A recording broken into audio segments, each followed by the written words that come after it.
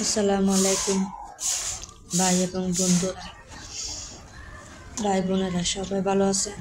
আলহামদুলিল্লাহ আমি ভালো আছি। তো আজকে আমি আমার সারাদিনের কাজ সকালবেলা থেকে যেটা করি সেটা আপনাদের সাথে শেয়ার করলাম। তো আজকে বাজার থেকে মাছ আনছে, তেলাপিয়া মাছ, জাপানি মাছ বলা আর কি। ওইটাকে আমি প্রথমে কেটে নিলাম সুন্দর মতো। আমরা চট্টগ্রামের মানুষ কীভাবে মাছ কাটি এবং কিভাবে রান্না করি সেটা আপনাদের সাথে শেয়ার করলাম আর কি। তো মাছটা আমি ভালো করে প্রথমে একটু ছাই দিয়ে, এমনি তো ধরা যায় না ছাই ছাড়া, তো ছাই দিয়ে ভালো করে কেটে নিলাম সব কিছু দিয়ে। তো বন্ধুরা, আপনারা সবাই ভালো আছেন কিনা এটা কমেন্টে জানাবেন আর কি। তো মাছটা কাটা হয়ে গেলে তারপর ভালো করে ধুয়ে নিব। আপনারা কিভাবে ধুন, আপনারা কিভাবে কাটেন এটা তো আমি জানি না। আমাদের চট্টগ্রামে মাছ এভাবে কাটা হয়, এভাবে আমরা মাছগুলা কুটি। কাটা বলে না, আমরা কুটি বলি, এভাবে মাছগুলা কুটি।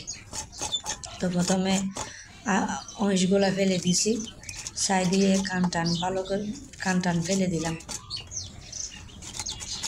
তো ফেলে দেওয়ার পরে ভালো করে ধুয়ে নিব।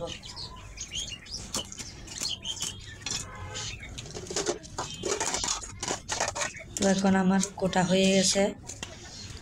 কোটা হয়ে যাওয়ার পরে পরিষ্কার করার জন্য আমি এখন পানি আনতে গেছি ট্যাঙ্কির থেকে, ডাইরেক্ট ট্যাঙ্কির থেকে নিচ্ছি, কারণ আমাদের এখানে আবার ছাদে পানি নেওয়ার সুযোগ নেই, ওইখান থেকে নিতে হয়। তো পানিটা নিয়ে আমি বসলাম, মাছগুলো ধুয়ে নিব। আমরা তো মাছ না ডলা ছাড়া খাই না, ভালো করে শিলবাটার মধ্যে ডলে ফেলি মাছ পরিষ্কার করার জন্য, ভালো করে ডলে ফেলি। ডলা হয়ে গেছে, এখন পিস করব। যার যেরকম ইচ্ছা, যারা যেরকম খায়, কেউ পুরোটাও খায়, কেউ আবার পিস করে খায়। আমরা মাছ একটু ছোটো করে খাই, কারণ আমার শ্বশুর বাড়ির লোকেরা মাছ বড় করলে খাইতে চায় না, এরা ছোটো করে ফেলে মাছকে। আবার আমাদের বাঙালিরা তো মাছ ছাড়া ভাত মুখে যায় না, আমাদের মাছ এটা লাগবেই লাগবে, যে কোনো প্রকারের মাছ লাগবে। মাংস তো আছে পাশাপাশি, মাছ এটা প্রত্যেক দিন প্রয়োজন। তো সুন্দর মতো আমি কেটে পিস করে ফেললাম, পিস করে এখন ধুয়ে নিব। ধোয়ার পর তো আজকে মাছের সাথে আলু ভাজি করব, মাছ রান্না করব আর আলু ভাজি করব, সাথে মসুর ডাল দিব।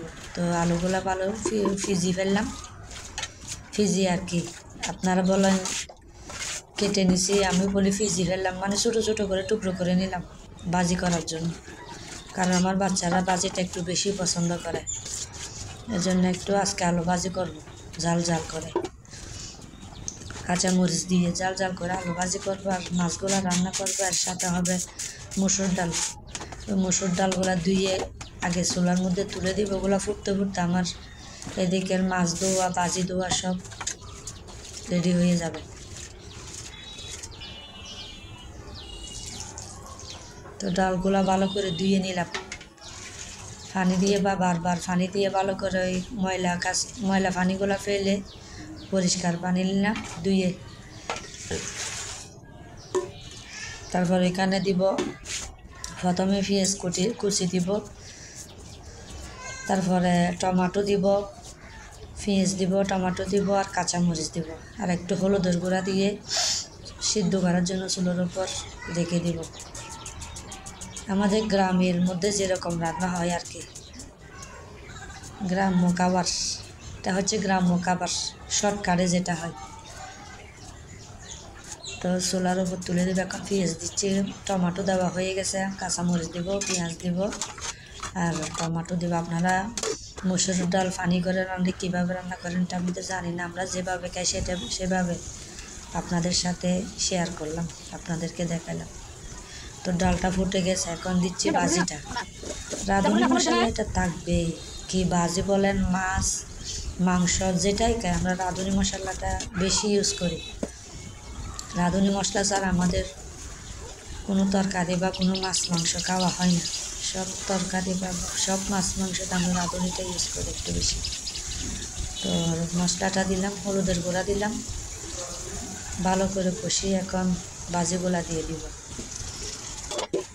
গোলা হওয়ার পরে তারপর পরেরটা আপনাদের সাথে শেয়ার করব। তো যদি ভালো লেগে থাকে সবার লাইক করবেন, সাবস্ক্রাইব করবেন, কমেন্টে জানাবেন। আমার ভিডিও যদি ভালো লেগে থাকে, কি ভুল হয়েছে কি বা শুদ্ধ হয়েছে সেটা আমাকে কমেন্টে জানাবেন। তো ভাজিগুলো একটু নেড়ে ছেড়ে ভালো করে মশলাগুলো ভাজির মধ্যে ঢুকাই দিলাম, নেড়ে ছেড়ে ঢুকাই দিচ্ছি। হয়ে গেছে আমার ভাজি খাওয়ার জন্য খাওয়ার উপযোগী হয়ে গেছে। তো এখন ডালের ভিডিওটা মাঝখান থেকে কোথায় করা হয়নি, কারণ একটা সমস্যা ছিল, ডাল কীভাবে তেলে দিছি ওইটা করা হয়নি। তো এখন মাছগুলো ফ্রাই করব, ফ্রাই করে আবার ঝোল করে রান্না করব। তো মাছগুলো ফ্রাই করে ফেললাম, ফ্রাই করা শেষ। আমরা আবার কাঁচা মাছ খাই না, সব মাছই এভাবে পুকুরের মাছ আছে, সব পুকুরের মাছ এভাবে ফ্রাই করে দিই, একটু লাল লাল করে ফ্রাই করে যদি ঝোল করে রান্না করা হয় তা খেতে অনেক মজা লাগে বা স্বাদ লাগে। তো আমার ফ্রাই করা শেষ। এখন পেঁয়াজ কুচি, তারপরে টমাটো, কাঁচামরিচ সবগুলো তেলের মধ্যে ভালো করে ভেজে ফেললাম। তারপর মরিচের গুঁড়া, হলুদের গুঁড়া দিয়ে মাছটাকে ভালো মশলাগুলো ভালো করে কষিয়ে মাছটাকে একটা একটা করে কষাই দিব, যাতে মশলাগুলো আগে ভালো করে কষাই দিচ্ছি, তারপর মাছটা একটা একটা কষাই দিচ্ছি, কারণ আর তো বান্ধবে লেগে যাবে না। তো